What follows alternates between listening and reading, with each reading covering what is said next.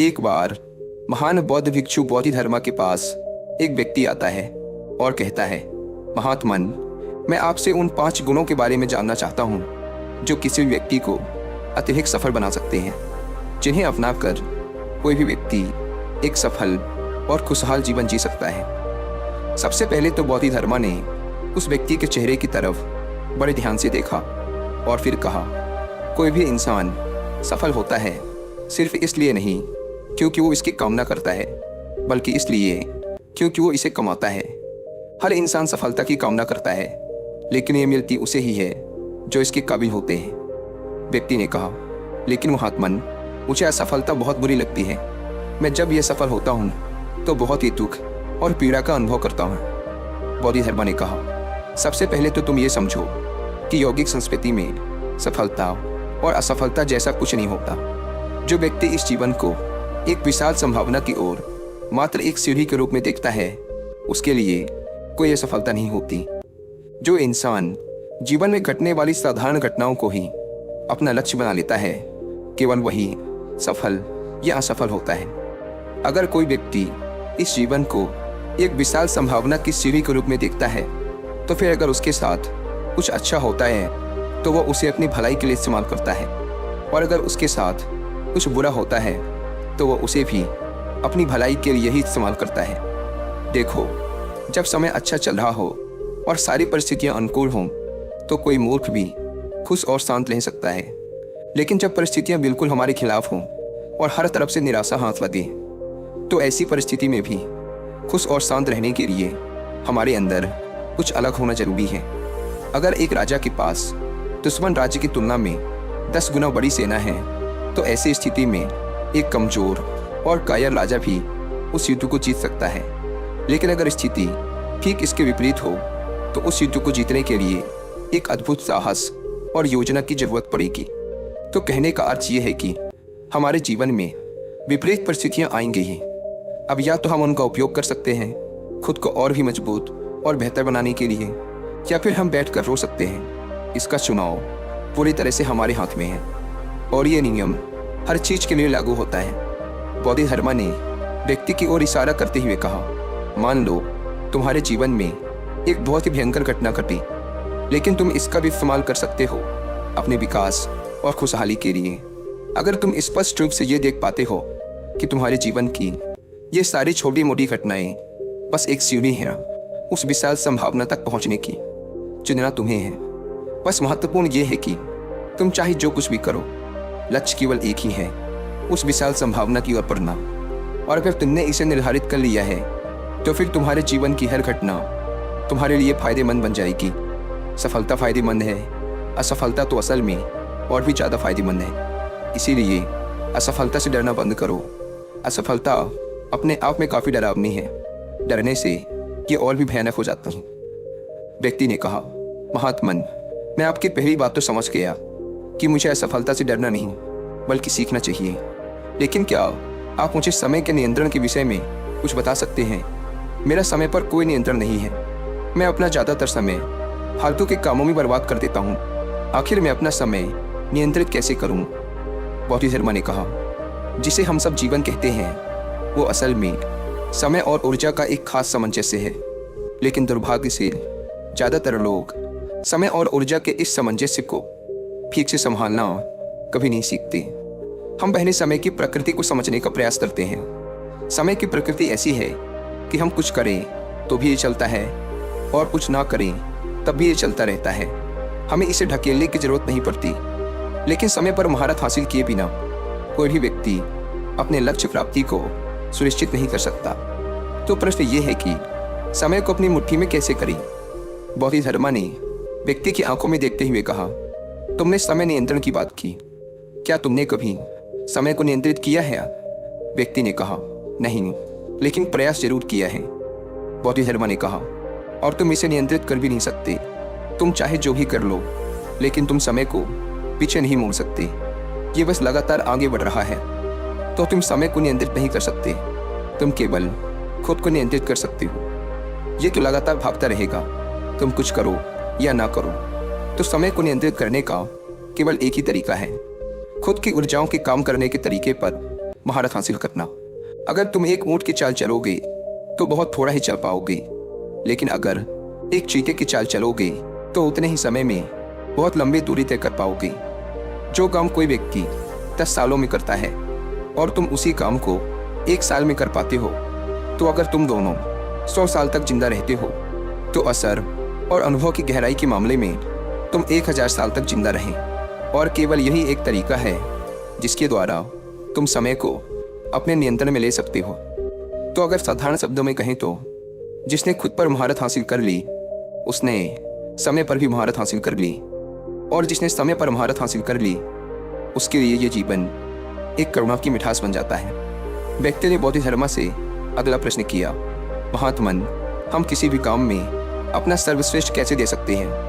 बोधिधर्मा ने व्यक्ति से पूछा, क्या तुम समझते हो कि तुम्हारा ये जीवन कीमती है? व्यक्ति ने कहा, हाँ महात्मन, मेरा जीवन कीमती है। बोधिधर्मा ने कहा, अगर तुम अपने जीवन को कीमती समझते हो तो तुम्हें इस बात की चिंता करनी चाहिए कि तुम अपने इस कीमती जीवन को कहाँ लगा रहे हो। तुम्हें सिर्फ इसलिए किसी काम को नहीं करना चाहिए क्योंकि दूसरे लोग भी इसी काम को कर रहे हैं। जब तुम किसी भी काम में अपना इतना कीमती जीवन, समय और ऊर्जा लगाते हो तो तुम्हें केवल वही करना चाहिए जो तुम्हारे लिए सच में मायने रखता है और जिसे करने में तुम्हें आनंद आता है। इससे कोई फर्क नहीं पड़ता कि कोई काम फायदेमंद है या फायदेमंद नहीं है। अगर तुम्हारा दिल उस काम में नहीं है तो तुम कभी भी अपना सर्वश्रेष्ठ नहीं दे पाओगे। किसी भी काम में अपना सर्वश्रेष्ठ देने के लिए तुम्हें उस काम से प्यार होना जरूरी है, और जब तक तुम किसी काम में अपना सर्वश्रेष्ठ नहीं देते तब तक तुम उस काम में मंत्रमुग्ध कर देने वाला प्रदर्शन कभी नहीं कर सकते, और तुम्हारे साथ शानदार चीजें कभी घटित नहीं होंगी। दुनिया का चाहे कोई सा भी काम तुम करो, लेकिन अगर उस काम के प्रति तुम पूरी तरह समर्पित नहीं हो तो तुम कभी भी कोई महत्वपूर्ण काम नहीं कर पाओगे। हो सकता है कि तुम उस काम से अपनी रोजी रोटी कमा लो, लेकिन तुम अपने पीछे कोई छाप, कोई प्रभाव नहीं छोड़ पाओगे। बोधिधर्मा ने आगे कहा, तुमने महाभारत के महान योद्धा अर्जुन के बारे में तो सुना ही होगा। वो व्यक्ति तीर को अपने निशाने पर मारने के अलावा और कुछ भी नहीं जानता था। उसका पूरा समर्पण केवल तीर को उसके निशाने पर मारने के प्रति था, और वो तीर को उसके निशाने पर ऐसा मारता था जैसा और कोई नहीं मार सकता था, और वो अपने समय का सर्वश्रेष्ठ धनुर्धर बन गया। तो कहने का अर्थ ये है कि अगर तुम किसी काम में अपना सर्वश्रेष्ठ देना चाहते हो तो उस काम के प्रति तुम्हारा प्रेम और समर्पण होना बेहद आवश्यक है। और जब भी तुम अपने जीवन में किसी लक्ष्य को चुनो तो खुद से ये प्रश्न करो कि क्या तुम उस काम को जीवन भर कर सकते हो? क्या वो काम सच में तुम्हारे लिए मायने रखता है? और आज से कई सालों बाद जब तुम पीछे मुड़कर देखोगे तो क्या तुम उस पर गर्व और खुशी महसूस कर पाओगे जो तुमने किया है? अगर इसका जवाब हाँ है तो फिर तुम्हें वही काम करना चाहिए। व्यक्ति ने अगला प्रश्न किया, महात्मन, मैंने बचपन से लोगों को कहते हुए सुना है कि कड़ी मेहनत करो, कड़ी मेहनत करने से सफलता मिलती है। क्या सच में कड़ी मेहनत हर इंसान को सफल बना सकती है? बोधिधर्मा ने कहा, केवल कड़ी मेहनत करने से दुनिया में कुछ नहीं होता। और ये बड़े दुर्भाग्य की बात है कि बचपन से ही बच्चों को उसके माता पिता और आसपास के लोग ये कहना शुरू कर देते हैं कि कोई भी काम करो, कड़ी मेहनत से करो, मेहनत से पढ़ो, मेहनत से हर काम करो। और फिर वो बच्चा हर काम में बस कड़ी मेहनत करने की कोशिश करता है। अगर हम सिर्फ कड़ी मेहनत से हर काम करेंगे तो काम नहीं होंगे, ये बस एक गधे का जीवन बनकर रह जाएगा। हर काम कड़ी मेहनत से करो ये कहने की बजाय हमें ये कहना चाहिए कि खुशी के साथ पढ़ाई करो, प्रेम के साथ काम करो। अगर किसी काम में सिर्फ मेहनत ही लगनी है तो फिर उस काम को छोड़ देना चाहिए। अगर हम उस काम को प्यार से कर सकते हैं तो ही हमें वो काम करना चाहिए। ऐसा हर व्यक्ति को लगता जरूर है कि मेहनत से सारे काम किए जा सकते हैं, लेकिन सच ये नहीं है। केवल कड़ी मेहनत से सब कुछ हासिल नहीं किया जा सकता। हमें कड़ी मेहनत के साथ सही चीज़ें सही समय पर और सही तरीके से करनी पड़ेंगी, तब जाकर बात बनेगी। जिन लोगों ने सफलता पाई है उन्हें सफलता केवल उनके कड़ी मेहनत की वजह से नहीं मिली, बल्कि उन्हें स्पष्ट रूप से पता था कि उनके काम में करने के लिए सही चीज़ क्या है। नहीं तो उनके ही क्षेत्र में कितने सारे लोग असफल हो गए होंगे, जबकि शायद उनमें से कई लोग उस सफल व्यक्ति से भी ज़्यादा मेहनत करने वाले रहे होंगे, लेकिन वो असफल हो गए क्योंकि उन्होंने काम को सही तरीके से नहीं किया। तो सिर्फ कड़ी मेहनत करने से कुछ नहीं होगा, काम को सही तरीके से करना ज़्यादा महत्वपूर्ण है। व्यक्ति ने कहा, महात्मन, मैं बस आपसे एक आखिरी प्रश्न और करना चाहता हूँ। जीवन को सही तरीके से जीने के लिए हमें क्या करना चाहिए? बौद्ध धर्म ने कहा, अगर तुम किसी काम को अच्छे तरीके से करना चाहते हो तो तुम्हें उसके बारे में अच्छे से जानना जरूरी है। जैसे कि अगर तुम एक घोड़े को दौड़ाना चाहते हो तो तुम्हें घुड़सवारी के बारे में अच्छे से ज्ञान होना चाहिए। ठीक यही चीज़ हमारे जीवन पर भी लागू होती है। अगर हम इस जीवन को अच्छे से चलाना चाहते हैं तो जीवन की प्रकृति के बारे में जानना बेहद ही आवश्यक है। उदाहरण के लिए, अगर तुम सिर्फ एक घोड़े को दौड़ाना चाहते हो तो तुम्हारा घुड़सवारी के बारे में साधारण और ऊपरी ज्ञान ही पर्याप्त है।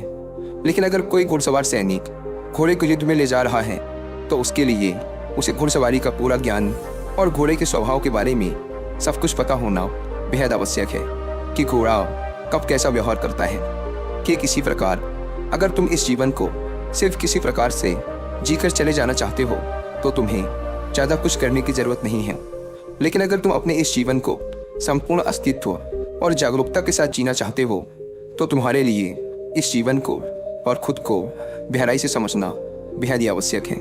अगर तुम बहुत ही ज़्यादा अशांति और बकवास से भरे हुए हो तो इसका कारण है कि तुमने खुद को और खुद के दिमाग को सही तरीके से संभालना सीखा ही नहीं। अगर तुम ये नहीं जानती कि कैसे अपने दिमाग को सतर्कता, संतुलन और उल्लास के उच्चतम स्तर पर रखा जाए तो फिर तुम सिर्फ संयोग से ही सफल होगे। और अगर तुम संयोग से सफल हो भी गए तो वैसे भी तुम इस सफलता को भुगतोगे, तुम इसका आनंद नहीं ले पाओगे। इसीलिए अगर तुम इस जीवन को सही तरीके से जीना चाहते हो तो खुद के शरीर और दिमाग को गहराई से जानने में अपना समय लगाओ। इतना कहकर बौद्ध धर्मा ध्यान मग्न हो गए।